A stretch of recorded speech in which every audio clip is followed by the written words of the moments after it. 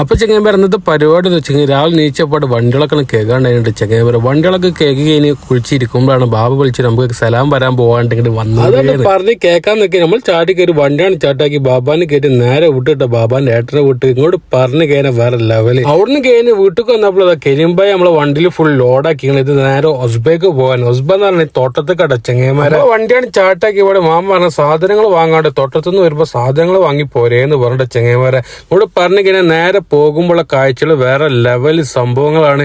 ഇന്നലത്തെ മഴ ചെങ്ങന്മാരെ മരുഭൂമിയിലെ കാണാൻ ഭയങ്കര ഭംഗിയിലേക്കാണ് കൊണ്ടുപോയത്. മരുഭൂമിന് മേലെ വള്ളണ്ടായിട്ടാണ് ഈ ചെങ്ങന്മാർ വേറെ കളറിനാട്ടോ ചെങ്ങന്മാർ. അതിന്റെ ശേഷം പെട്രോൾ ഒന്ന് കമ്മി കണ്ട് നേരെ പെട്രോൾ പമ്പ് കണ്ട് വിട്ടു. നമുക്ക് പിന്നെ ചിപ്പായോണ്ട് പിന്നെ പെട്രോൾ അടിക്കാൻ പൈസ ചോദിക്കേണ്ട ആവശ്യം നേരെ പമ്പക്കാണ്ട് കയറ്റാണ്ട് അടിച്ചാൽ മതിയുടെ ചെങ്ങന്മാർ. അവിടുന്ന് നേരെ വിട്ടിട്ട തോട്ടത്തേക്ക് എത്തുന്ന മുമ്പ് ചെങ്ങന്മാർ ആകാശത്ത് ഒരു മാജിക് ചെങ്ങന്മാർ നീല കളറും അടിയിൽ അതേപോലെ മരുഭൂമി ഒക്കെ കൂടി കാപ്പി കളറും ഭയങ്കര രസട്ടാ.